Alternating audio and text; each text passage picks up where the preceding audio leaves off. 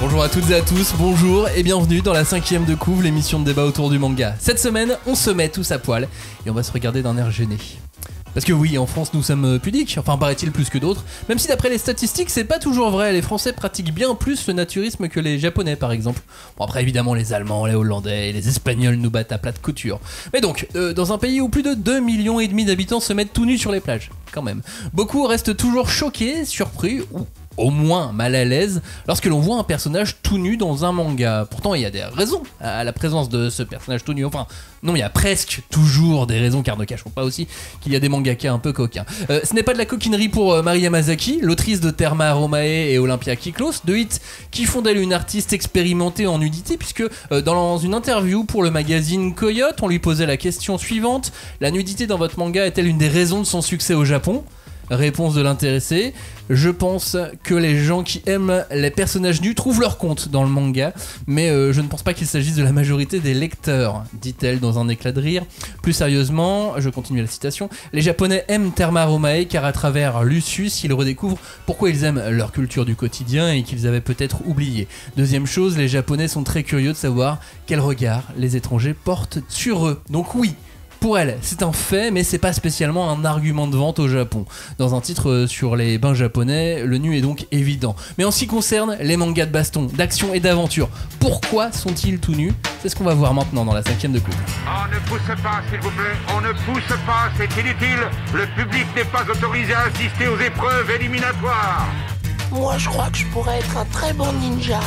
À quoi vous jouez ? L'heure est grave, c'est pas le moment de faire les guignols. Mais on n'a rien d'autre à faire, on peut pas sortir. On va leur faire notre attaque secrète, l'attaque de la Tour Eiffel, ils vont rien comprendre. Et il faudra aussi parler des dessins animés, notamment des dessins animés japonais qui sont exécrables, quoi, qui sont terribles. Oh, les bâtards! Oh, this you crazy mother... Merci d'être ici dans la 5e de couve, le seul podcast où l'on peut découper, charcuter, dépecer et aimer le manga, mais avec des gens tout nus dedans. Avec nous, ceux qui vont donc dévêtir leurs arguments dans cette émission.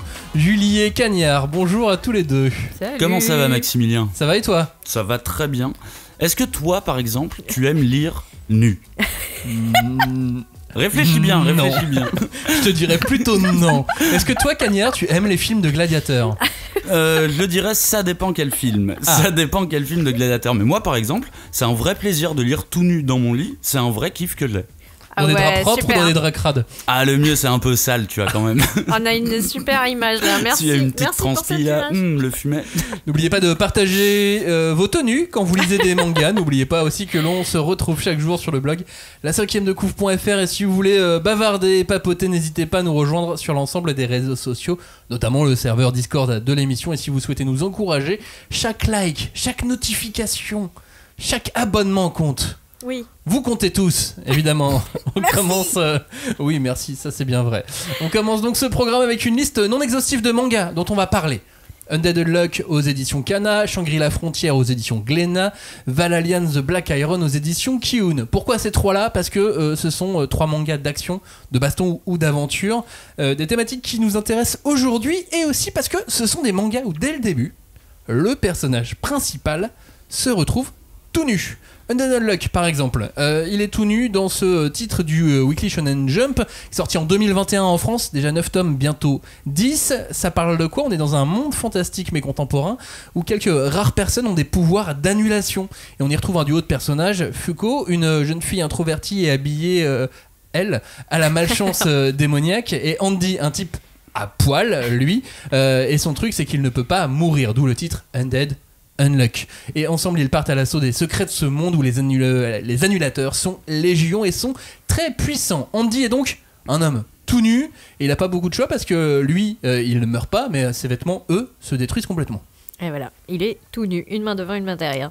Oh non, il a pas du tout une main devant, une main derrière. C'est ça qui est assez drôle. Enfin, c'était un petit peu à la base de notre réflexion. C'était en réfléchissant à ces trois titres, on s'est dit mais c'est quand même pas si commun que ça de démarrer un manga tout nu. Et dans le cas de Undead, c'est drôle parce que lui, il a une certaine forme de liberté, comme si la société avait aucune prise sur lui. Son objectif est tellement important que le fait qu'il soit habillé ou tout nu, ça ne change absolument rien à ce qu'il compte faire.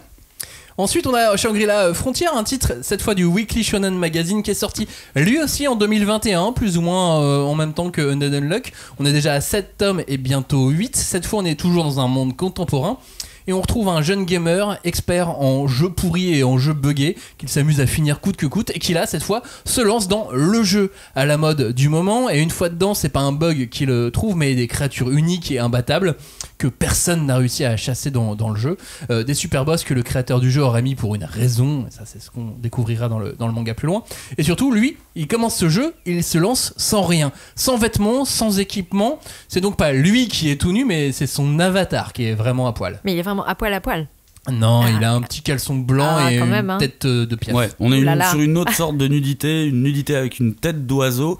Alors là, c'est aussi marrant parce que lui, c'est un choix délibéré d'être tout nu parce que pour démarrer dans le jeu, lui, il veut tout miser sur le côté offensif et donc tout ce qui est protection, il en veut pas. Alors dans le cas de Shangri-La Frontière, on voit que c'est vraiment une référence directe au speedrun. Je sais pas si vous avez vu ces temps-ci, mais il y a plein de vidéos de gens qui terminent des jeux hyper rapidement et comme avec le dernier Zelda, on a vu que le défi en gros c'est d'aller affronter le boss de fin le plus rapidement possible avec le moins d'équipement possible. Donc tu vois Link en calbar qui va affronter Ganondorf à la fin et là je pense que c'est une référence directe à ça.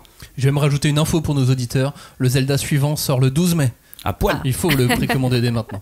Valalian The Black Iron. Donc ça c'est le manga qui suit, c'est le 3e de la liste. C'est un seinen du Weekly Young Jump qui est sorti donc cette année en France. On est à un tome qui vient de sortir. La suite va arriver très vite, ne vous inquiétez pas.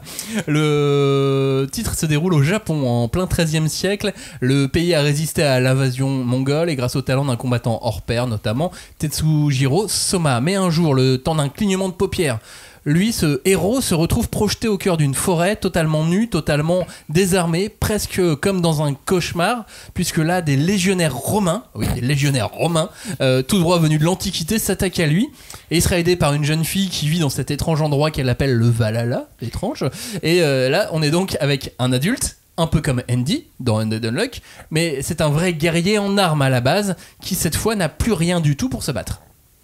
Lui, c'est une nudité qu'il subit pour le coup, parce qu'il démarre, il est déjà en armure, et là, quand il se réveille, lui se dit très rapidement, je suis mort, du coup, c'est normal que, en étant mort, je sois tout nu. Et j'imagine qu'il y a ce côté vraiment pureté du guerrier, vu qu'on va aller trouver les meilleurs combattants de chaque pays.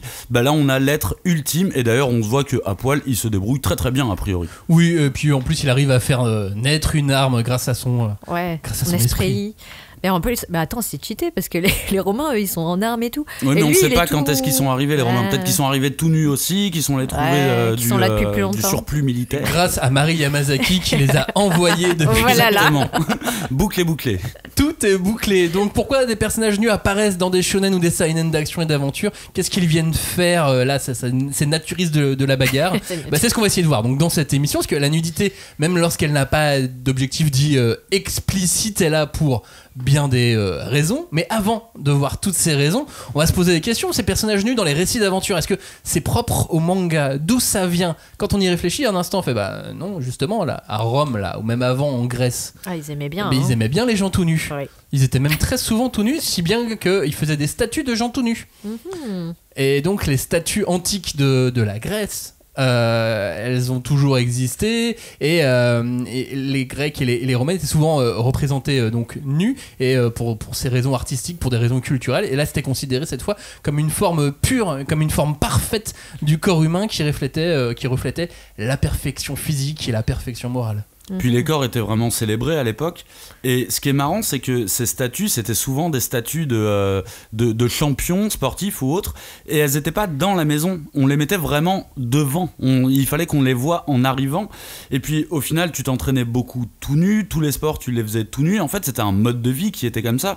Au final, quand tu avais un linge sur toi, c'était plus considéré comme un signe de barbarie que de noblesse, on va dire. Oui, pendant que tu faisais ces activités. Parce que dans la vie de tous les jours, dans la rue, tout ça, il valait mieux être habillé si c'était. Oui, bien sûr, c'est pour ça que je disais dans le cadre de sport, d'entraînement, de compétition, ils étaient nus. Les Jeux Olympiques, non, mais c'est vrai, ils étaient entièrement nus pour participer aux différentes épreuves qu'il y avait pendant les Jeux Olympiques, pendant à l'époque grecque, antique. Et c'est là où on se dit c'était quand même mieux avant les JO. par rapport à aujourd'hui. Et comment tu fais pour le sponsoring? Tu te tatoues bien sûr, une les amphore. tatouages. Les Mais tatouages, c'est effectivement, bien suffisant. Quand on se rend compte, au final, les premières représentations de héros, on va dire, ce sont des représentations, mais nues au final. Exactement, parce que du coup, il y a quand même un rapport aux formes et aux vêtements, parce qu'il y a aussi une question technique et artistique au fait de faire de la nudité. Pour ces artistes-là, la nudité leur permettait de mieux montrer les formes, de mieux montrer les mouvements du corps, de mieux se mettre en avant aussi en tant qu'artiste, et c'est important pour transmettre les émotions, pour transmettre les idées à travers leur art, pour aussi transmettre et faire apprendre à d'autres artistes comment on représente un être humain. Donc voilà, c'est le genre de choses qu'il y a à noter aussi. Et c'est important aussi de noter que les vêtements étaient souvent utilisés dans des représentations de dieux et de déesses pour les différencier des êtres humains. Il y avait aussi une différenciation comme ça qui était... C'est-à-dire le dieu était plus souvent nu et l'humain habillé, ou non, l'inverse. D'accord. Non, attends, Oui, non, je crois pas. Oui, non, c'est l'inverse. Oui, l'inverse de l'inverse. Non, c'est les dieux qui étaient plutôt nus. Oui, voilà, c'est ça. Les héros étaient plutôt habillés. Enfin, les humains, les mortels étaient plutôt habillés. Sachant que, en fait, à travers le corps nu, tu célèbres une idéalisation, quelque chose qui serait parfait, qui n'aurait pas de défaut, et qui serait donc une espèce de forme ultime de l'incarnation. Des choses qui, malheureusement, n'existent pas en ce monde. Exactement. Donc, les dieux incarnaient la pureté, incarnaient la spiritualité, et ainsi de suite. Ensuite, on arrive à l'art japonais, puisque lui aussi, l'art japonais représentait peut-être ou pas la nudité. C'était pas spécialement courant, si je dis pas de bêtises, dans les représentations des personnages humains. Il y a des exceptions qui ont été faites dans certains styles d'art populaire, mais c'était pas forcément courant. Tu penses à quelque chose en particulier Notamment, je vais en parler dans 2 secondes, dans l'ukiyo-e. C'est comme ça qu'on le prononce, oui. Ukiyo-e. C'est les estampes. C'est ça, c'est une peinture populaire et aussi des estampes japonaises gravées sur bois. Et en général, c'est plus axé sur la représentation de la vie quotidienne, de la culture populaire. C'est une sorte d'ancêtre du manga en quelque sorte. Avec des personnages souvent vêtus de manière détaillée, très informatifs. Et dans l'ukiyo-e, la nudité c'était plutôt rare, mais c'était utilisé dans les scènes érotiques, dans le l'ukiyo-e pour adultes. Exactement. Mais je pense que le rapport à la nudité dans l'art japonais, l'art traditionnel, c'est intéressant parce que ça peut...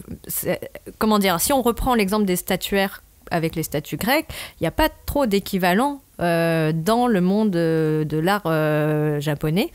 Si ce n'est certaines représentations de dieux qui seront de toute façon reconnaissables à leurs attributs. Tu vois, ils auront des objets qui leur sont dédiés, des épées, des tambours, des choses comme ça qui sont des formes de leur c'est à ça sacré, qu'on les quoi. reconnaît. Ouais, voilà. Et ou même, tu vois, des fois à l'entrée des sanctuaires, tu peux avoir donc des dieux qui sont là pour protéger le sanctuaire. Donc c'est des espèces de gros gardes hyper musclés, mais qui ont des têtes de démons.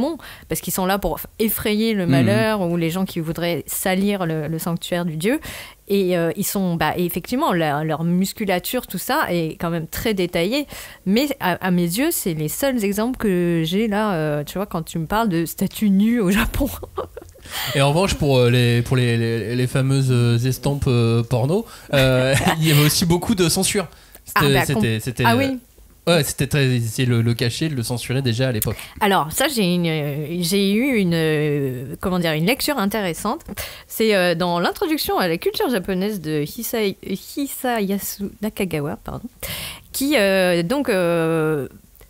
lui pense qu'il y a vraiment une différence entre la façon dont nous on appréhende la nudité et au Japon, puisque là-bas, l'idée, ce n'est pas de montrer, mais c'est de montrer le moins possible pour justement donner des idées, des pensées érotiques aux spectateurs. Donc les nombreuses shunga auxquelles tu fais référence, même s'il y en a qui sont vraiment très explicites, tu peux pas te tromper sur le sujet de l'image ou de la représentation. Il y a aussi tout un jeu de paravent, d'angles qui permettent de cacher une partie de la scène, et c'est ça qui est en fait érotique aux yeux des Japonais en général. Je redonne le nom pour ceux qui voudraient faire des recherches sur l'ukiyo-e, c'est écrit UKIYO-E. Voilà. Et c'est trouvable sur Pornhub, tous les trucs comme ça. Voilà, tous les trucs sales. Voilà. Auxquels les gens de moins de 18 ans n'ont pas accès, notamment, que ce soit auditeur de la 5e de couve ou non, puisque c'est toujours interdit aux mineurs, ce genre de choses, que ce soit bien clair.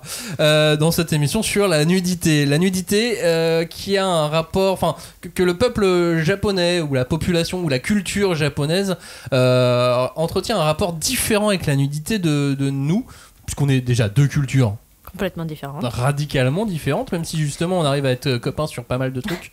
Je pense à la gastronomie notamment, et puis du coup le Japon premier sur le manga, la France deuxième sur le manga, tu vois, donc on n'est pas si éloigné de ça. On est bro. Mais malgré tout, voilà, il y a quand même deux rapports radicalement différents avec la nudité. Oui, et puis je pense que c'est vraiment la question de la nudité au sens global, parce que c'est un thème qui a été vraiment l'objet d'un choc culturel dès que les Occidentaux sont arrivés au Japon. Donc je te parle de Louis Freus, donc un prêtre qui est arrivé en tant que missionnaire en 1563. Donc il a vécu plus de 30 ans, presque 40 ans au Japon. Et donc, il a écrit en 1585 un traité où justement il fait toute une liste des différences culturelles qu'il a pu observer pendant les 22 années, les premières années où il a vécu au Japon. Et donc, ça va concerner l'habillement, la nutrition, les habitudes sanitaires, l'hygiène, les rapports aux animaux, comment est-ce que les gens s'habillent, cultivent, vivent, quoi. Et c'est très, très intéressant. Parce que la nudité, pour lui, il n'y a pas, comme en Occident, de problème. Au Japon, les hommes, les femmes, les enfants sont tout à fait conscients d'être habillés ou nus, et ça ne pose pas de soucis. Alors que, on verra plus tard, quand les Occidentaux vont arriver juste avant la période Meiji, donc quand le Japon va vraiment entrer dans cette phase d'occidentalisation, oui, je viens de faire tomber mon téléphone, il va là y avoir d'autres regards qui vont être portés sur des Occidentaux, notamment Isabella Bird, par exemple, dont on peut voir les pérégrinations dans le manga édité chez Kiyun, parce que elle est donc une exploratrice anglaise. Et elle va constater petit à petit qu'effectivement, les Japonais, ils sont nus à ses yeux d'anglaise, tu vois, victorienne, puisqu'ils ont juste un pagne et puis un chapeau et puis ils travaillent dans les champs. Mais petit à petit, elle va comprendre que, bah oui, les vêtements pour travailler dans les rizières, tout ça, ça n'est pas pratique. Donc elle va moins s'en offusquer.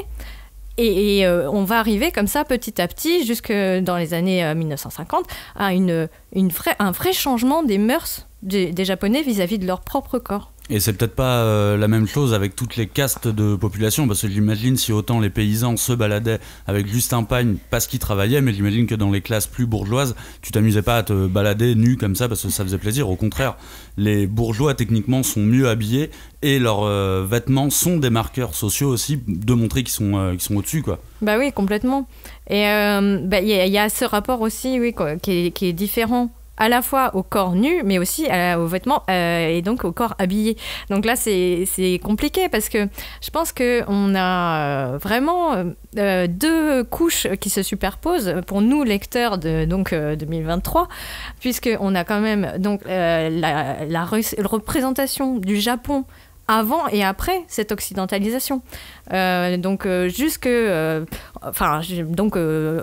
Même au XVIIIe siècle, tout ce que nous, occidentaux, on associe à de la honte ou à des choses qui sont répréhensibles, comme la nudité ou le rapport au sexe, c'est quand même inexistant pour des Japonais qui ne sont pas chrétiens et qui vont petit à petit comprendre à travers les yeux des visiteurs étrangers que, ah bah ouais, il n'y a pas le même rapport au corps dans d'autres pays. Et ils vont l'intégrer, mais de façon un peu rugueuse, parce que, comme tu disais, ça va venir d'en haut. C'est-à-dire que l'empereur Meiji, il a compris qu'il ne voulait pas passer pour un sauvage complètement.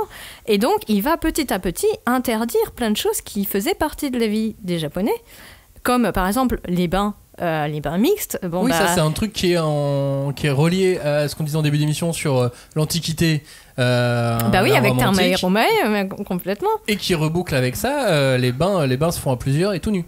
Bah alors, les bains se font plusieurs et tout nus. Pas obligatoirement déjà, je pense. Jusqu'à présent, moi j'ai pas vu de gens qui s'habillaient pour aller prendre leur bain. Mais c'est vrai que quand on parle de bains communs, on parle toujours, même pour un japonais de notre époque, c'est obligatoirement des bains qui sont séparés au niveau de la mixité homme-femme. Hein, il y a d'un côté les hommes, de l'autre côté les femmes. Ce qui n'était pas tout à fait le cas jusqu'à une certaine époque. Et donc ça a pu choquer aussi des Occidentaux de voir que il n'y avait pas de distinction de sexe vraiment très bien définie, ou alors eux ils n'avaient pas bien compris le concept. Ouais, tu vois. Au final, quelque part, le côté pudique a été apporté par plutôt des civilisations occidentales au japonais, mais en même temps ça s'est pas vu que au Japon. Dans plusieurs pays, tu as pu voir que quand l'Occident arrive, fait prendre conscience de cette espèce de pudeur, tu vois, non, il faut pas se balader à poil, ça ne se fait pas. C'est surtout que si tu veux être considéré comme égal, t'as intérêt à adopter certains comportements. Oui, quoi. Et le truc, je pense que la pudeur, ça existe dans n'importe quelle civilisation, quelle que soit l'époque. Il y a la question de la nudité qui se pose, ou de la représentation, mais c'est pas les mêmes points qui vont créer qui vont cristalliser les problèmes ou les tensions de certaines considérations, quoi. Donc après les bains, il y a aussi tout ce qui est en rapport au folklore et aux légendes. On connaît tous ces fameux programmes télé ou de zone interdite ou de 7 à 8 où au Japon, il y a la fête de l'homme nu. Ah oui, c'est vrai.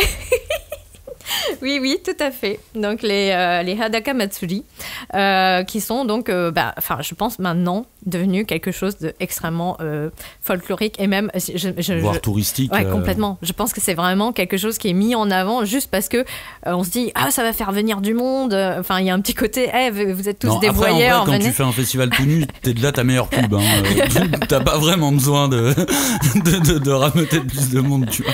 Mais je pense que il y a aussi tout nu et tout nu, parce que est-ce que mettre un pagne c'est être tout nu? C'est la question que je posais à Maxime en début d'émission. Moi je disais tout nu, tu vois, pas en caleçon, tout nu, vraiment. Non, ta question en début d'émission c'est si je me mettais tout nu pour lire des mangas. Non, j'ai dit est-ce que t'aimais lire tout nu? Oui. Et c'est ta réponse? Oui, cet homme aime lire nu aussi. Je sais pas, Cagnard vient de m'embrouiller. Sauvez-moi. Revenons au folklore, Julie. Oui. Alors, je voulais parler d'autre chose qui peut être rapportée au folklore, au sens où ça parle donc des dieux et légendes japonais, puisque je pensais à la légende de Amaterasu, donc la très grande déesse du soleil, qui est donc le dieu, le Zeus des Japonais. Tu vois. Et en fait, dans le Kojiki, donc les récits des dieux et comment le Japon s'est formé à cette époque très ancienne, en fait, il y a un passage très connu où on se rend compte que la nudité peut être apportée à quelque chose de festif. Donc, la grande déesse Amaterasu s'est disputée avec son frère Susanoo. Okay. Parce qu'il mettait trop le boxon sur la terre, etc. Et donc, elle s'est retirée dans une grotte. Elle veut plus en sortir. Et tous les dieux, donc les myriades de dieux, 800 et quelques, tu vois, sont atterrés. Ils font plein de trucs pour essayer de la persuader de sortir de sa grotte, etc. Ils n'y arrivent pas, jusqu'à ce que il y en a 2-3 qui disent « On va faire un stratagème ». Et donc, l'idée, c'est qu'il y a une des déesses qui va se mettre à danser de façon lubrique, ce qui va provoquer l'hilarité de tous les dieux. Donc tu as tous les dieux qui vont commencer à se bidonner parce que elle fait une espèce de striptease très dynamique où tous ses vêtements tombent, etc. Rebou, quoi. Voilà, ouais. Sauf que ils étaient déjà peut-être un peu rebou, effectivement. Et intrigués par toute cette joie, en fait, la déesse va accepter de sortir de la grotte. Et ils vont l'attraper, ils vont la forcer à sortir comme ça. Et donc, il y a cette idée que voilà, la danse, la nudité, ça peut être quelque chose qui est quand même innocent, qui peut être, tu vois, joyeux. Et pas forcément quelque chose de pervers, comme on a beaucoup dans la culture occidentale et surtout chrétienne.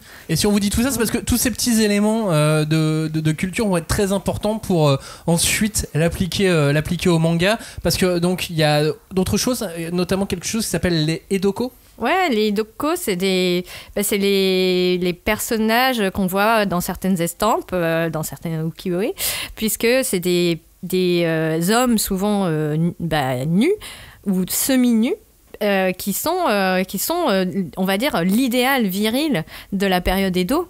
Ça va être leur moment de gloire et ils ont vraiment un culte du corps, notamment par exemple chez certaines populations comme les pompiers qui vont exhiber leur torse tatoué, qui vont être très fiers d'avoir des prouesses, des aptitudes physiques, quoi, de pouvoir monter, aider les gens pendant les incendies sur des bâtiments très hauts, etc. Et il y a une espèce de... Enfin, cette culture Edoko, elle va en plus se développer en même temps que quelque chose qu'on retrouve beaucoup de nos jours dans le manga, c'est les Yakuza. Donc les corps tatoués, le culte de la virilité, de se mettre en avant parce qu'on représente la force, bah, ça vient de quelque chose qui est beaucoup plus ancien au Japon, donc notamment à travers cette culture de l'Edoko des années 1800, enfin même avant, pardon, mais pendant toute la période Edo. Excusez. Et puis c'est notamment ce genre d'inspiration qui va donner toute une catégorie de shonen du jump, mais pas que du jump, mais beaucoup aussi, très stéroné, avec une mise en avant de très gros muscles, très beaux, qu'on va retrouver dans le manga un peu iconique des années 80, post-apocalyptique et baston 100%, qui est Hokuto no Ken, Ken le survivant, où là on a une espèce d'exagération totale des corps humains. Et puis on sait qu'au Hokuto no Ken, il y a beaucoup d'inspiration qui vient du cinéma américain. Du coup, au final, ça ne me surprend pas de retrouver des personnages qui sont quasi bodybuildés, parce que c'est l'époque aussi où au cinéma d'Hollywood, les gros bras ont leur place. Du coup, je pense qu'il y a eu une interception comme ça de la part du Japon, et qui s'est aussi accaparé ces codes de virilité qui sont peut-être plus d'être aussi fins et secs, mais d'être surmusclés vraiment. Non, mais ça me fait rire parce que, en fait... C'est vrai que j'avais pas pensé, tu vois, à tout le côté Hollywood et les gros muscles et comment on appelle ça, le culturisme, quoi. Et en fait, parce que moi, bon, j'étais toujours avec mes Edoko, tu vois, et il y a ce côté, le corps qui est mis en majesté, par exemple, dans les combats ultimes des Yakuza des années, tu vois, de l'âge d'or de certains films de gangsters, ils y vont le torse emmailloté dans une bande blanche. Et tu vois, moi, ce qui me fait penser à, donc, dans le manga Fairy Tail de Hiro Mashima, Erza, qui est donc une des plus puissantes mages de sa guilde, donc, qui est respectée de tous pour ça, pour sa force. Et elle va avoir, son pouvoir, c'est donc d'avoir une multitude d'armes et d'armures qui représente sa puissance physique. Et une de ses armures ultimes, c'est le fait de ne pas avoir du tout de protection. Elle a juste Salashi, donc cette bande blanche qui lui ceint les seins, qui représente pour moi donc tous ces références au culte du corps des Yakuza, et de cette idée que voilà, ils prennent leur bande de coton blanchie qui est fait vraiment pour ça. Ils s'emmaillotent dedans parce que pour eux c'est allez, on y va, c'est le moment où on montre les muscles. Ils reviennent à un stade très pur du combat. Voilà, ils y vont parce que ils ont plus rien à cacher et on y va, c'est le moment de l'affrontement. Et tout combat doit être affronté en toute honnêteté et en toute transparence. Pour réagir à ce que tu disais sur les corps bodybuildés des Américains, tu vois, Ryoichi Ikegami, qui est le dessinateur du manga Sanctuary, dont on a parlé la semaine dernière, vraiment encore des histoires de Yakuza, dont on a parlé, non pas la semaine dernière, il y a 2 semaines, si je dis pas de bêtises, et dont on va reparler là pendant les vacances de février. Ce dessinateur a eu envie de faire des corps musclés et beaux, notamment en voyant Bruce Lee. C'est vrai que Bruce Lee montrait beaucoup son corps aussi. Ouais, tout le temps, et il a eu ce truc oui, les Asiatiques aussi peuvent avoir des corps musclés et beaux, et c'est ça que j'ai envie aussi de montrer dans mes mangas à travers mes dessins. C'est vrai. Parce que je pense que c'est un des premiers à l'avoir fait également. Ouais, très clairement. Donc ça y est, on parle enfin un peu de manga là. On a fait une petite tape un peu. Pourquoi tous ces gens sont-ils tout nus dans les mangas ? Parce qu'un héros nu agit obligatoirement sur la manière dont le lecteur va le percevoir. C'est pas anodin. Dans les mangas pour adultes, il est fréquent de voir des scènes érotiques explicites, mais voilà, dans les mangas grand public, c'est pas non plus anodin. C'est pas fait par hasard. Alors pourquoi sont-ils nus ? Ça, c'est intéressant. Et c'est notamment pour des questions d'innocence parfois. quand on représente le nu, je pense au manga le plus célèbre qui est Dragon Ball. Vous voyez tous Dragon Ball Z, Dragon Ball Super. Ok, on reprend au tout début. T'as oublié GT. Non, je ne l'ai jamais laissé. On reprend au tout début de ce manga d'aventure. On a Bulma qui arrive et on rencontre Sangoku, le héros qui à ce moment-là est très jeune. Et à ce moment-là, on le voit très vite nu. Et là, c'est clairement cet exemple pour montrer que c'est un enfant, qu'il est petit. Alors, on apprendra son âge un peu plus tard dans le tome 1 ou 2. Mais on apprend qu'il est tout nu, qu'il est petit et qu'il est complètement innocent, en plus d'être un peu bébête. Ah bah l'idée c'est vraiment de montrer un personnage qui n'a rien à cacher et qui est vraiment sans vice ni malice. D'ailleurs si vous vous souvenez du début de Dragon Ball, Goku, j'ai l'impression que Toriyama ce qu'il veut c'est donner l'impression d'un enfant sauvage, vraiment qui ne connaît pas et du coup l'enfant sauvage, bah effectivement il peut se trimballer à poil, c'est pas vraiment un problème pour lui quoi.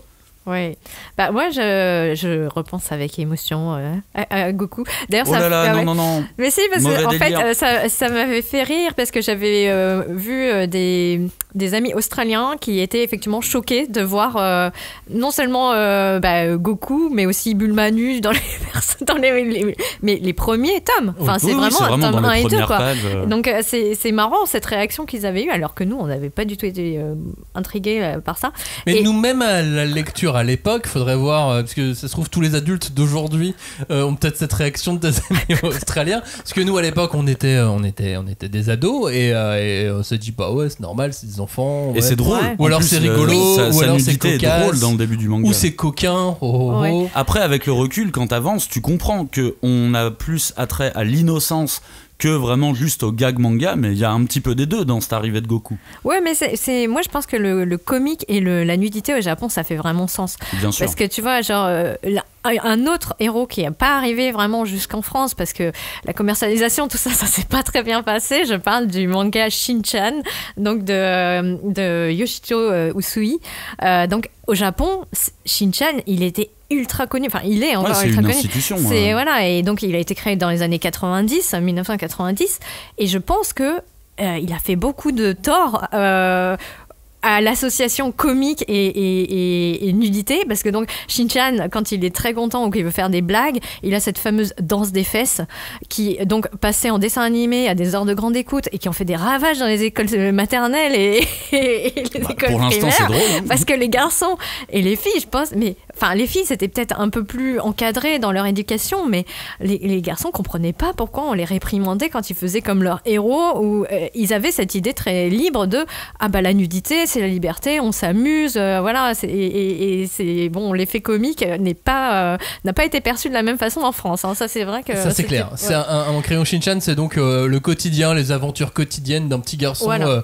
De quel âge il a Bah, il est pas encore à l'école primaire, donc il a vraiment 4-5 ans je dirais, mais grand maximum quoi, et il a des réflexions parfois d'adulte, il fait des blagues un peu salaces mais que peut-être lui-même ne comprend pas, il fait que répéter ce qu'il entend comme ça en naviguant à travers un univers d'adulte quoi, mais il a effectivement cette fameuse danse cette danse des fesses. Voilà, la danse des fesses. N'empêche, la danse des fesses, c'est genre la blague numéro 1 des enfants, tu vois, de cet âge-là.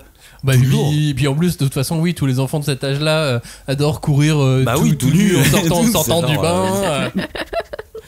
Voilà, donc, ça nous fait rire. C'est un classique. Bah oui, nous, qu'on soit adultes, parents, ça nous fait rire quand on a des enfants de notre entourage qui font ça, évidemment. Voilà, mais bon, pour revenir à ce que tu disais, Kenya, effectivement, voir des enfants nus, bah ouais, c'est un symbole d'honnêteté, de pureté par extension, et aussi, bah, comme tu disais, que bah, c'est quelqu'un qui n'a rien à cacher, mais même, je pense que ça, c'est quand même quelque chose qui est venu à partir des années 50, quoi. Enfin, vraiment quelque chose qui est relativement tardif dans l'imaginaire japonais. Et je me demande même si cette question d'innocence en lien avec la nudité fait pas partie de la réflexion de l'auteur de Undead Unluck, puisque dès le début, il fait quand même un personnage qui a un peu les mains qui traînent. Alors, maladroitement, façon manga du Jump. Mais du coup, je me demande si... pour lui c'était pas justement le fait de le mettre tout nu en disant bah voilà, c'est pas un oppresseur, puisque la preuve il est innocent, il est tout nu. Je me demande si ça n'a pas fait partie de sa réflexion, que ça soit bien ou mal fait, peu importe, mais que ça ait fait partie de sa réflexion. Il a pas de mauvaise pensée de base vu qu'il apparaît dans son plus simple appareil. Ouais, ça pourrait être. Et en soi, le personnage n'a aucune mauvaise pensée. par rapport non, par rapport même à ces Pico, en plus. attouchements au final, comme tu dis, sont plutôt genre accidentels à la manière d'un manga. J'ai bien aimé cette expression. Mais au final, oui, il y a un côté innocence chez lui aussi. Et en revanche, il est sauvage, ça pour le coup, puisque de toute Ouais. façon, à chaque fois, il se sert de son sang, de son corps pour se battre. Donc oui, là pour le coup, ça fait vraiment de l'innocence de l'enfant à la sauvagerie, à l'animal, puisqu'il a cette double face. Ouais, parce que lui, il a un corps d'adulte. Et je pense que en fait c'est ça aussi la différence, c'est que là où le Japon est quand même une culture très permissive vis-à-vis des enfants, hein, c'est vraiment Okosama, donc les enfants sont rois et ils sont pas nombreux. Bon, bref. Mais je pense aussi que effectivement, moi j'avais retenu ça de Undead Unluck, c'était vraiment la sauvagerie de Undy. Parce que y a une espèce de jouissance de j'ai mon corps, j'en fais ce que je veux, je l'exhibe, un peu comme on a dans cette culture yakuza des années 90 quoi. Parce que par exemple Onizuka dans GTO, dans Great Teacher Onizuka, donc c'est un yankee, donc un comment on dit, une racaille, Un futur yakuza techniquement en CP, Techniquement. pas en CP. mais qui décide de devenir professeur de collège. D'où les réactions comiques, etc. Parce qu'il garde les méthodes musclées qu'il a dans son gang avec ses motards et tout pour essayer de redresser les torts et de La jeunesse. Ouais, de remettre les jeunes sur le droit chemin, quoi. Et c'est quand même une... Enfin, tu vois, lui aussi, il exalte une certaine virilité, une certaine... Il n'est pas forcément tout nu, si. Il est beaucoup torse nu. C'est vraiment un truc enfin j'y reviendrai un peu plus tard, mais ouais, je pense qu'il y a ce truc de qui est difficile maintenant à partir des années 90 de mettre en avant le corps nu dans l'espace public japonais parce que c'est interdit. Cagnard, tu voulais rajouter un truc sur la nudité pour indiquer une sorte de sauvagerie du personnage ? Ouais, pour le coup, je trouve que sauvagerie, le mot est bien utilisé parce que j'ai l'impression que dans beaucoup de titres, on va utiliser la nudité pour faire une espèce de passage à un état second de personnage et de personnage principal. Je vais reprendre justement l'exemple de Goku. Tu vois, on a dit que c'était un peu un homme, un enfant animal. Eh ben, quand il se transforme en gorille, tu vois, au final, c'est la conséquence de ça. Il passe dans un état second. Là, il ne fait plus du tout la différence entre ses alliés et ses ennemis. Il revient à l'état le plus naturel de ce qu'il est, une espèce de prédateur au final. Et si tu pousses un petit peu le raisonnement, tu vois que dans l'Attaque des Titans, Eren, son côté sauvagerie, quand il devient un titan, il est à poil. Eren, il devient dans son plus simple appareil, et les autres titans aussi. Enfin, il y a très peu de titans vêtus, si ce n'est par leur poil au final. Et pour moi, il y a vraiment ce truc on passe dans un autre état, quoi, vraiment. Donc les auteurs veulent indiquer que à partir du moment où le personnage est nu, il peut partir en live. Ouais. Ça le fait péter un plomb, passer dans un autre état, quoi. Moi, je suis en train de revisualiser les séquences de Sailor Moon où quand elle se change, tu vois, elle passe de son statut de petite étudiante toute mignonne à super guerrière. Mais il y a un passage où ils sont vaguement nus, quoi. Enfin, les héros de Magical Girl. Tu devines les formes. Quelle bande de gros dégueulasses. Après, il y a aussi tout un pan de la culture Magical Girl où ce sont des petites filles qui s'idéalisent. Qui donc deviennent pour un court instant des femmes fatales ou en tout cas des femmes des super-héroïnes. Qu'elles veulent devenir, qu'elles rêvent de devenir et qui ont plein de pouvoirs, mais il faut passer par cette case de je perds, je passe par la case nudité, quoi. Même si c'est suggéré. La nudité dans les mangas d'action, c'est aussi un symbole de puissance, de virilité extrême, je vais retenter la prononciation de ce mot, testostéronisation. Aïe. Je l'ai raté pas encore. Loin, pas loin. Pas loin. Testostéronisation, je pense que je l'ai presque réussi. Et donc on le retrouve là forcément encore dans Valalian, encore dans Shanghai. On le retrouve dans beaucoup de mangas, ce côté virilité évidente. Ouais, mais en tout cas, le héros de Valalian, c'est super intéressant parce que tu sens que, comment dire, il est déjà très puissant, même s'il est nu.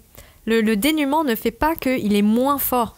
Et même graphiquement, tu te rends compte que il a les muscles secs Oui. Vraiment. Il a un corps athlétique. Ouais. C'est paré au combat. Voilà. Ce qui s'oppose en plus avec le début du titre où on voit que en tant que héros il était tellement puissant qu'il a été mis de côté par la société et qu'il se retrouvait avec rien à chasser sur son territoire, avec rien à donner à manger à son fils. Il était devenu trop puissant au final. Exactement, et que finalement il a réussi à garder ce corps tout sec. Ouais, mais oui, je pense qu'il devait être quand même bien, paré au combat, quoi, vu le nombre d'heures qu'il passait à s'entraîner, etc. Mais ce qui est intéressant, c'est que, en tout cas, dans le manga, tu te dis, il ne peut qu'avoir plus de puissance. Parce qu'une fois qu'il sera vêtu, une fois qu'il sera armé, il ne peut que progresser finalement dans sa quête de puissance. On peut se dire la même chose pour changer la frontière d'ailleurs. J'espère. Au final, il s'habille assez rapidement dans le manga parce qu'il utilise certains des points qu'il a acquis pour avoir un petit peu de défense quand même.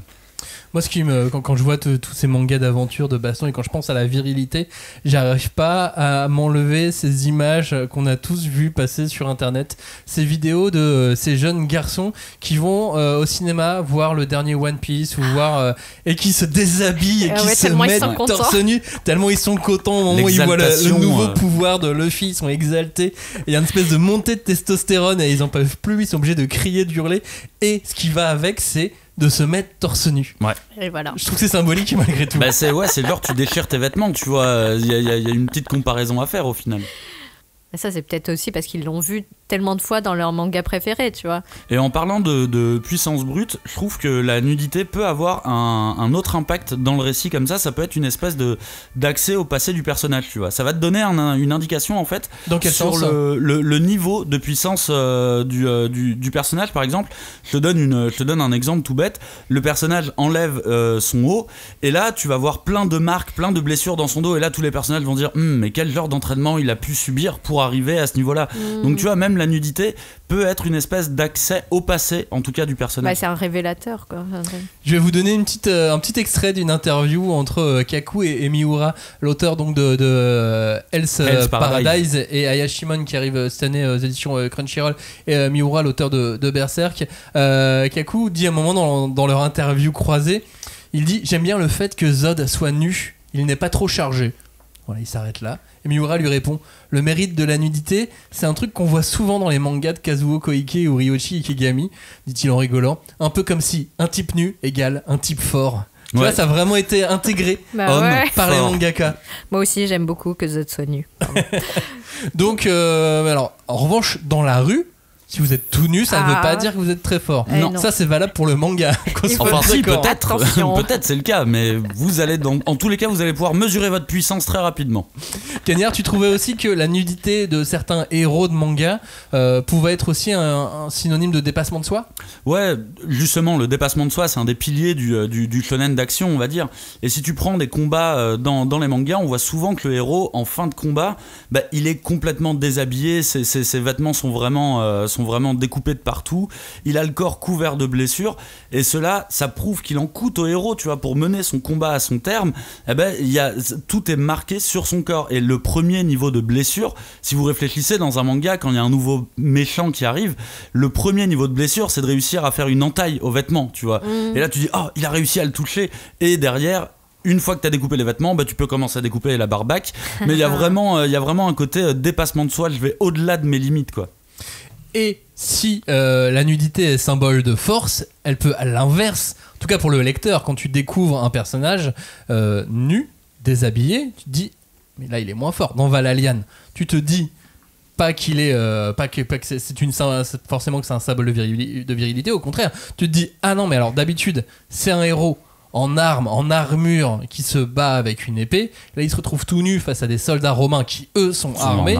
Il va jamais y arriver. Il devient donc vulnérable. Et il débarque dans un monde, du coup, qui devient très dangereux, vu que lui n'a aucune protection par rapport aux autres. Exactement, puisque le plus fort des samouraïs se retrouve donc nu et il perd donc en puissance. Dans la fin des combats, on remarque aussi que au fur et à mesure qu'ils perdent des bouts de vêtements, etc., dans beaucoup de mangas d'action, ils perdent aussi en pouvoir. Ouais, et c'est bizarrement, là, c'est comme s'ils perdaient en puissance au fur et à mesure qu'on déchire leurs vêtements. Est-ce que, en parlant de vulnérabilité, est-ce que la pudeur d'un personnage, ça serait un symbole de vulnérabilité pour vous ?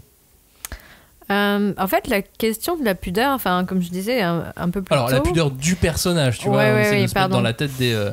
je trouve que c'est compliqué à mettre en scène, en fait. Parce que, en général, quand tu abordes la question de la pudeur, c'est que tu vas plus loin que l'apparence. C'est vraiment la question de l'intériorité, des sentiments, de la psychologie. Et que du coup, voilà, l'équation un héros qui n'a pas de pudeur n'aurait pas de vulnérabilité, bah, ça reste trop superficiel ou vraiment trop simpliste. Donc, mais ça peut être un trait de caractère. Le fait qu'il n'ait aucun problème avec sa nudité, ça montre qu'il a confiance en lui aussi, quelque part. Ah, effectivement. Dans Fairy Tail dont tu parlais tout à l'heure, il y a un personnage qui se déshabille tout le temps, mais qui est Gray. Oui. Et lui, alors ça peut montrer qu'il a confiance en lui, mais ça peut juste aussi être un trait de débilité. Bah, en fait, moi, ce que j'aime bien, c'est parce que Gray, il manipule une magie de glace. Et donc, et c'est ça qui est paradoxal, c'est que c'est le truc le plus froid et il passe son temps à dire qu'il a trop chaud, quoi. Enfin, et c'est ça où le running gag de tout Fairy Tail, en tout cas d'une bonne partie du manga. Parce que voilà, son pouvoir fait que il ne craint effectivement pas du tout la chaleur et que il peut être hyper confiant à ce niveau-là. Mais si je me souviens bien, je crois que c'était un pote de Hiro Mashima qui en soirée disait tout le temps j'ai trop chaud et je me dessape. Je crois que ça vient de là en plus l'histoire de Gray. Hiro Mashima s'est beaucoup inspiré de ses potes et de ses soirées avec ses potes. Waouh, ça devait être super drôle. Ça devait être surtout très alcoolisé, oui. C'est évidemment un signe aussi, un symbole de sexualité puisque évidemment, c'est aussi un des premiers trucs qu'on voit. C'est quand on voit un personnage nu, on se dit aussi que et il frotte ses attributs contre d'autres personnes, contre d'autres choses. Je sais pas. Bref, c'est voilà, ça fait de la sexualité. Alors, ça crée une atmosphère aussi étrange. Parce que quand tu ouvres Undead Unluck, que tu le vois tout nu, oui, t'as une atmosphère étrange.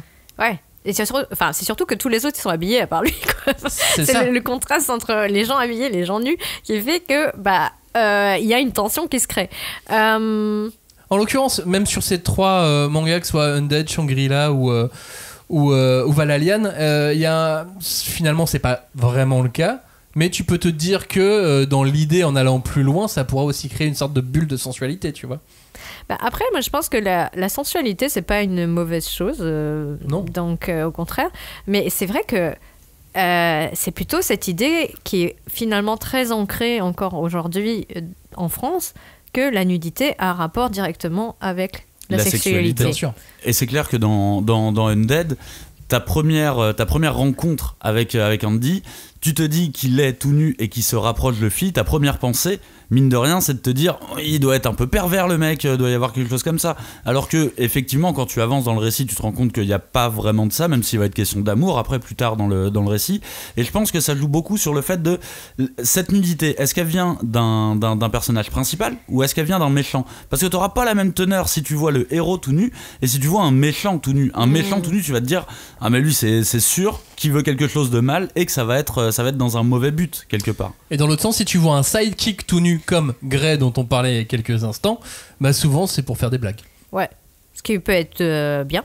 Oui. Dédramatiser à fond avec un personnage qui est là et qui dit mais il n'y a pas de problème. C'est ça, effet de surprise pour le lecteur, effet de surprise dans le cadre d'un manga de baston pour l'opposant, parce que évidemment tu t'apprêtes à te battre, t'es dans un tournoi, imagine de n'importe quel shonen, le personnage se déshabille, l'opposant est donc décontenancé. Effet comique pour le lecteur et gain pour le personnage. Ouais. L'effet comique, je pense qu'il y a quand même un fil à tirer sur la nudité, parce que moi ça m'a fait penser à une scène dans... Donc on part sur d'autres terres, hein, attention, donc dans le dessin animé de Princesse Mononoke. Ah oui, il y a beaucoup de combats. Et il y a quand même des combats. Il y a un gros combat. Et c'est un aventurier, hein. Moi, je veux il quitte sa terre et tout. Ah, c'est pas tout à fait la même chose. On peut dire que c'est directement la finale dans Princesse Mononoke. Ok, d'accord. Mais en tout cas, il y a une scène, donc quand Ashitaka arrive à la forge, il a sauvé un des comment on dit, des mineurs, enfin il les a sauvés des loups, Et donc les forgerons, enfin en tout cas Dame Eboshi lui offre le gîte et le couvert, quoi. Donc il va avec les péons, j'allais dire, qui sont là pour transporter les minerais, etc., et qui risquent leur vie dans la montagne à affronter les loups. Et donc il y a une veillée funèbre parce qu'il y a quand même des gens qui sont morts pendant cette attaque de loups pendant laquelle il est intervenu. Et en fait, quand on regarde bien, il y a deux fils qui se croisent parce que donc Ashitaka écoute les forgerons raconter leur vie à la forge, etc. Et en arrière-plan, c'est la veillée funèbre, mais c'est la fête. Et donc il y a un personnage qui commence à danser à poil et tout le monde éclate de rire, etc. Alors que au contrario, le héros principal, lui, il engrange les histoires complètement tragiques de cette montagne, de ces dieux animaux qui se sont fait chasser, etc. Et donc il y a vraiment une volonté de faire le contraste entre le côté les humains dans leur nudité, mais donc dans leur espèce de leur petitesse, quoi. Tu vois, le fait qu'ils ont peu de force. Contre des démons ou des dieux, et il y a une espèce de contraste vraiment très violent qui se fait à ce moment-là. Mais je pense que c'est passé quand même au-dessus de beaucoup de gens. Il y a un côté tribal, j'imagine, dans leur manière de danser, tout nu, de se mettre en scène comme ça. C'est vraiment une scène de les veillées funèbres. C'est pas, je pense, comme en Occident, on a l'habitude de voir, d'avoir un homme, enfin une dépouille et des gens silencieux autour, qui sont, voilà, genre l'héritage, machin. Non, c'est là, c'est vraiment tout le monde. Chez nous, hein. Tout le monde boit, tout le monde honore les gens qui sont morts en faisant une espèce de fête pour accompagner les morts vers l'au-delà, quoi. Enfin, c'est plus cette idée-là. Et le fait que le mec soit Paul, je me suis dit, mais les gens ils vont pas comprendre. Bah, ça c'est toujours de toute façon des moments assez compliqués puisque on est obligé de faire une émission dessus pour essayer de l'expliquer parce que nous-mêmes on s'est posé des questions à ce sujet.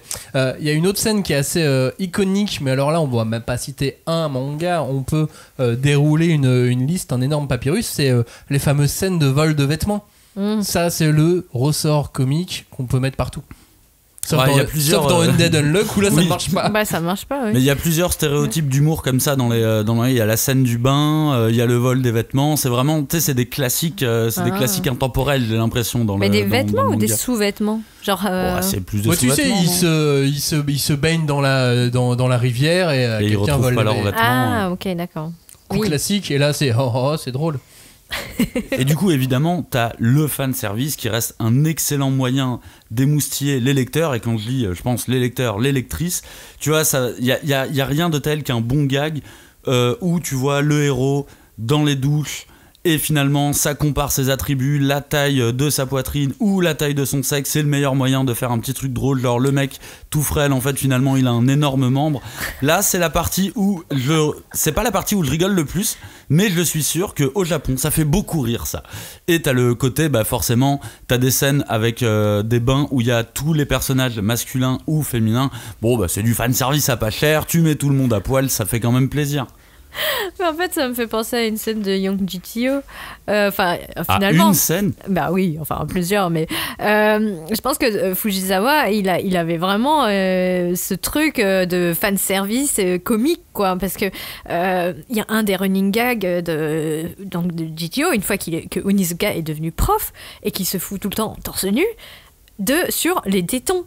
Comment dessiner les tétons sur un torse, parce que ça peut prêter à confusion ou pas. Et donc des fois il met des petites flèches pour dire ceci est un téton, tu vois, pour bien enfoncer le clou sur sa blague, quoi. Mais est-ce que ça c'est pas en rapport par rapport à ce que tu as le droit de montrer dans pas forcément la pornographie, mais je crois que t'as pas trop le droit de montrer des tétons aussi. Du coup lui, le fait qu'il appuie dessus, est-ce que c'est pas justement complètement voulu, tu vois, et Alors la loi sur la représentation ironique, de la pornographie, ça porte surtout sur les poils. Ah d'accord, je croyais qu'il y avait des tétons aussi. Peut-être qu'il y a eu un moment. Oui, ça vient, ça vient. Ouais, ça change beaucoup. Puis en plus, dans le cas de GTO, il a des gros problèmes de douche. Du coup, t'as une bonne partie des gags qui sont Onizuka est dans sa douche, et la douche est dans la salle de classe, la douche est... Enfin, voilà, quoi. Mais il y a un truc qui revient et qui marche pour GTO, qui marche pour Undead, qui marche aussi pour Shangri-La Frontière, c'est la nudité comme symbole de la liberté. Ouais. Parce que là, il est libre, finalement, Onizuka dans GTO. Andy, dans Undead, c'est un homme super libre, ouais, un peu trop d'ailleurs, mais il y a même une opposition puisque la nudité pour lui c'est un symbole de liberté, mais c'est aussi une prison puisqu'il est emprisonné par son pouvoir, par sa position. Dans Shangri-La Frontière, ça montre une force soit, mais aussi une liberté de... moi je peux y aller avec ma tête de piaf et de couteau et je suis plus intelligent que les autres parce que c'est comme ça que je vais réussir à taper fort dès le début du jeu. Mais en même temps ça va être là aussi une opposition et ça va un peu l'emprisonner dans quelque chose. Donc j'aime bien cette opposition de liberté et d'absence de liberté reliée à la nudité. Moi je pense qu'on peut parler d'une certaine forme d'abandon total, tu vois, face aux règles de la société. T'as une espèce d'esprit libre qui est affranchi des carcans sociaux qui peuvent faire aussi mal, et je trouve que Onizuka c'est justement un parfait exemple de ça. Onizuka, il est là pour te montrer que la société japonaise n'est pas bien réglée. Et lui, c'est le petit boulon qui va venir dérégler tout ça, mais qui en fait est une espèce d'appel vers la liberté et à s'émanciper, quoi. Et puis dernier point, parce qu'on approche de la fin de cette émission, la nudité, elle peut être aussi là pour choquer. Voilà, choquer pour choquer, un point c'est tout. Dans Undead, c'est exactement ce qui se passe, hein. Moi, effectivement, j'avais vu la couverture, tu vois le perso qui est torse nu. Je l'ai pas vu nu complètement. Du coup, quand il arrive dans le manga directement, je le vois tout nu. Je me dis, ok, c'est une entrée en matière qui est rigolote. Mais non, en fait, ça va être le cas sur plusieurs chapitres. Alors, est-ce que ça m'a choqué ? Oui, un peu, je pense. Mais ça m'a montré que ce manga était un petit peu différent dès le début. Mais même dans Valhalla, quand je le vois arriver, moi aussi, ça me... Déjà que je fais, c'est pas grave. Il y a le truc de, on va tout de suite lui donner une nouvelle armure du Valhalla. Voilà ton ancienne armure, voilà ta nouvelle armure. Voilà l'armure d'Odin, mon gars. Et en fait, non. Et en fait, non, il doit faire un sabre avec un bout de bois, quoi. J'imagine que dans nos habitudes de vieux lecteurs, ça arrive encore à nous faire bouger un petit peu. Genre, putain, c'est marrant, il est tout nu, lui. Ouais. J'ai une dernière question. Quel impact pour vous peut avoir la représentation de la nudité dans les mangas sur les jeunes lecteurs, type manga du Jump? Parce que nous, on est des vieilles personnes, mais sur les jeunes lecteurs, quel impact ça peut avoir? Je sais pas, moi je partirais sur un truc vraiment de... J'ai l'impression que la nudité dans ces titres-là, elle a une meilleure vocation, je trouve, dans les mangas, parce qu'elle ne représente pas uniquement la sexualité. Elle représente autant des sentiments amoureux que des situations humoristiques. Et pour moi, c'est comme ça que ça se passe dans la réalité. Alors que je trouve que dans d'autres titres, peut-être plus en franco-belge, la nudité sera beaucoup plus souvent affilée à de la sexualité. Ouais, moi, je suis assez d'accord avec ce que tu viens de dire. C'est vrai, enfin, et comment dire, c'est ça. Il y a plein de situations dans la vie quotidienne où on est nu. Enfin, la danse des fesses. Voilà, exactement. Et puis on se lave, on a besoin de se changer, on a parfois envie de pratiquer du sport et puis on transpire, machin. Enfin, je sais pas. Effectivement, je pense que c'est une façon aussi de rassurer les lecteurs, parce que un lectorat jeune se pose des questions sur comment va changer son corps va changer, pardon, ou en tout cas comment est-ce que c'est souvent des ados, ils sont dans une phase où de toute façon d'un jour à l'autre leur corps il va pas être le même, quoi. Et comment gérer cette arrivée soudaine de testostérone en toi? Ou d'hormones. Autres. Oui, il y en a d'autres. Il y a un impact aussi dans la distribution des mangas, puisque évidemment, quand tu as un personnage nu sur une couverture, la preuve, alors je sais pas ce que va donner l'animé Undead Unluck, mais direct dans les images de présentation, le mec a un futal. Ah ouais, ils l'ont habillé directement. Ouais. Et puis il y a encore quelques années, mais je crois que c'est le cas, sur les je sais plus comment ça s'appelle, la version Kindle de iTunes, la e-librairie de iTunes, il y a beaucoup de mangas qui sont refusés. À cause de la nudité, qui n'est pas forcément explicite, pas forcément sur les couves, pas forcément explicite, mais il y a beaucoup de mangas qui sont refusés en distribution, plutôt en Occident qu'ailleurs. Et surtout, tu sais, il y a quand même des réflexions sur le fait que les Américains ont aussi un regard différent que des Occidentaux sur la nudité. Et du coup, je pense que c'est là aussi où ça coince, c'est quand on se voit, dans ce cas de figure, on voit à quel point c'est pas aussi global que ce qu'on aimerait croire, quoi. Et c'est vraiment très bête d'essayer d'imposer sa globalité en disant si, c'est le bon modèle. Regardez, nous, par rapport aux pays plus nordiques, on est déjà différents sur ce point-là. Et puis, il y a les algorithmes. Ah, ce qu'on ne connaît pas. Et les conditions d'utilisation, enfin que ça soit Facebook ou autre, mais regarde, ils le disent de base, s'ils veulent pas qu'il y ait ça, bah il n'y a pas ça. Exemple avec, si je ne dis pas de bêtises, l'application de gestion de collection de manga qui s'appelle Manga Collect, qui est une application sur smartphone, qui est aussi version web. Elle s'est fait shooter à un moment donné d'Android, je crois que c'était Android, parce que il référençait des mangas interdits aux moins de 18 ans. Ouais. Et donc du coup l'application a shooté l'appli en disant application de sexe, allez hop, dehors. Et puis c'est les conditions de l'application que tu dois suivre de toute façon. C'est ça, mais c'est un algorithme qui bien sûr. Alors que non, mais bref, il n'est pas question de liberté, de moralité ou quoi que ce soit. Tu es sur cette application, tu dois suivre les règles de cette application. Et c'est l'algorithme qui décide si tu les suis ou pas en plus. Donc ça c'est difficile. Bref, j'espère qu'on a essayé de vous éclairer sur toutes les raisons de la nudité sur ces personnages principaux dans le manga. Est-ce qu'on en fait pas un peu trop ? Moi c'est ce que je me suis dit. Bon, on fait cette émission parce que ça nous amuse. Ça nous a fait rire de penser à ça. Ça nous a fait rire de penser à ça. On trouvait ça intéressant, on avait des choses à raconter. Et je me suis dit après, mais bon, est-ce que n'en fait pas trop sur le sujet ? Je trouve que malgré tout, ça reste un code qui est utilisé de bien des manières. Hein, mais c'est malgré tout quand même un personnage important. Parce que si on a eu autant de choses à dire là pendant 1 heure, c'est que c'est pas si anodin que ça. Quand un personnage perd ses vêtements, il y a sûrement une raison. Au final, c'est ça qui est intéressant, de mettre la lumière un petit peu sur cette question de la nudité dans le manga, parce qu'on a souvent tendance à qualifier le manga de trop violent, de trop de nudité, mais je trouve que c'est intéressant justement de revenir là-dessus, de mettre un petit peu le projecteur sur d'autres cultures et sur la manière dont on peut appréhender ces autres cultures. Et je pense que oui, on ferait mieux de tous se détendre un petit peu là-dessus, parce qu'en fait, on est un petit peu à la découverte des autres cultures, c'est encore des codes qu'on connaît pas, c'est des codes qu'on intègre, et j'espère qu'on va pas les reproduire d'une mauvaise manière. Puis moi, en faisant cette émission, j'avais vraiment envie que plus de gens se mettent à lire des mangas tout nus. Vous voyez ? Je me suis dit qu'il y avait vraiment une chance que ça marche. Donc n'hésitez pas à réagir sur le Discord dès que vous y êtes. Vous me dites, on est ensemble. Jean tout nu. Non, mais après, moi je me dis, la France c'est un cas à part parce qu'on est quand même le pays de la mode, enfin le pays du vêtement. C'est vraiment quelque chose qui est quand même très fort dans la culture française. Donc du coup on est déçus, genre mais ça nous fera pas d'argent s'ils ne portent pas de vêtements. Ouais, c'est clair. C'est clair.